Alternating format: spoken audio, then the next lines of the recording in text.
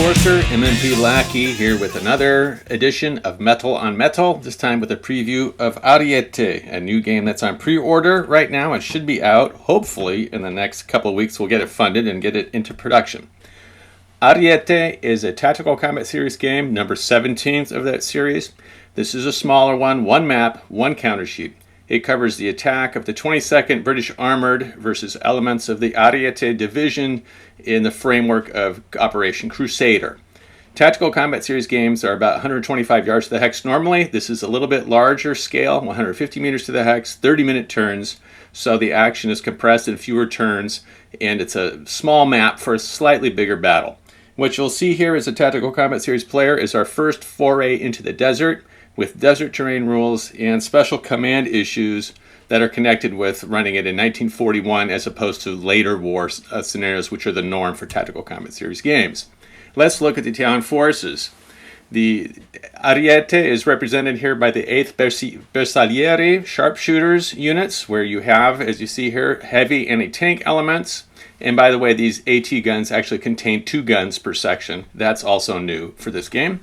Then the weapons, 2 full infantry battalions that are here, and then also the 132nd Tank Regiment, which according to my reading is the only formation, yet now as a brigade, that's left in the Italian army. So a very famous formation, heavily represented 12 batteries of artillery, and then also some really heavy anti-tank guns that we'll look here in a second. Here you see some of the units that are in question. The British are basically tanks.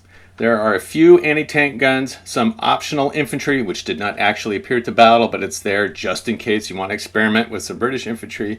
The rest of it, some armored cars, tanks. So it is a big tank battle. That was especially in the second part of the day.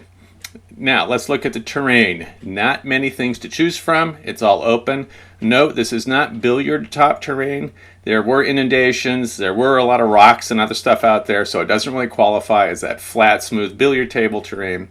And the contours, there are contours in the game. They're 5 meters, well separated. There's very little effect for spotting. So if you don't like those crazy spotting rules for the tactical combat series, you'll like this game. Not much spotting involved, at least training line of sight over crests, etc. Visibility is a factor. With all the tanks in a desert environment, they kicked up vast clouds of dust. So as the game goes on, visibility will get less and less. It's topped at 10 hexes max anyway due to dust and haze effects. But as the day wears on, you roll each turn to see what the visibility is for that turn. So it may be that you're engaged at range 6, suddenly the visibility is cut, your guys are out of contact, or perhaps you're getting closer to the enemy, then all of a sudden the range really increases and those heavy anti-tank guns open up. You don't know what's going to happen turn by turn in terms of visibility. Vehicles also, not just, units that are in move mode and tanks at all times block the line of sight through their hex. They're assumed to be kicking up dust in their hex as they're moving around, tactical jumps here and there, firing, etc. So you're going to see long lines of vehicles and you're not going to be able to deploy in depth and have fire field coverage. Radios were few and far between. For this reason, you cannot combine fires between various units together, which is normal tactic and tactical combat series rules, so you're not going to have crossfires. You're going to have more pot shots, more one-on-one confrontations between unit stacks. Tanks have to remain grouped within 2 hexes of a leader in order to stay in command and fire. That's because they were very difficult to control without radios in every tank. Also, artillery needs to be on op sheets as opposed to being able to be on call for all units freely. No vehicle morale. The formations in this battle didn't retreat. They fought it out heavily. Nobody ran away, so we just got rid of the vehicle morale rules for this. There are some tactical save yourself retreats. If you take 2 tank hits, the unit will have to flip into move mode and run away briefly, but no losing their op sheets. There are off-map rally points for op sheets if you want to gather off the map to come back in later during the day. Also, vehicle op sheets, which normally implement very quickly, continue to implement quickly in this game. And, which is different, you don't have to have terrain objectives as the goal of an op sheet for a vehicle op sheet. It can be an enemy formation. During this battle, the tank formations were set on destroying each other wherever they might be and wherever they might run to. So this is a little different. There haven't been tactical combat series games where you can actually target specific enemy units. In this one, you can.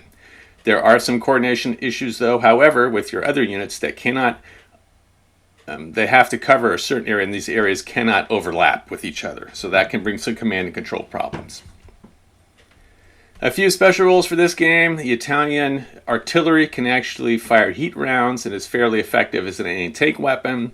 The 102mm guns that the Italians used were actually naval guns that were attached to the trucks, so they can't be dropped to the ground and dug in or anything. They have to stay in their vehicle.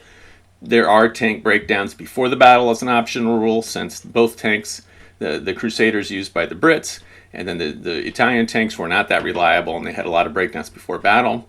Italian 47mm anti-tank guns, such as this here, were so small that they could not easily be spotted and cannot be targets of point fires. That, if you're an experienced TCS person, is important because tanks can't go picking off AT guns at range now. They're going to have to use area fires, which gives the AT tank guns for the Italians much higher survivability. British AT guns had poor HE weapons, so they can't be used against infantry very well. And the Brits did have some special CS tanks that were used for throwing out smoke and actually have a limited HE fire capability as well, an area fire. The scenarios, there are several in this game, and they cover the east-west division of the battle as well as morning and afternoon. Naturally, the full scenario, which everybody will want to play, covers both east and west and goes all day.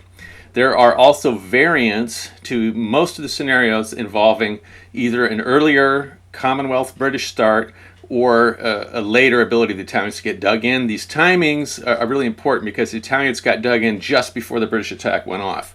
So there are certainly some what-ifs, such as if the Italians had been all dug in first, or if the Brits had arrived sooner before the Italians were really positioned at all.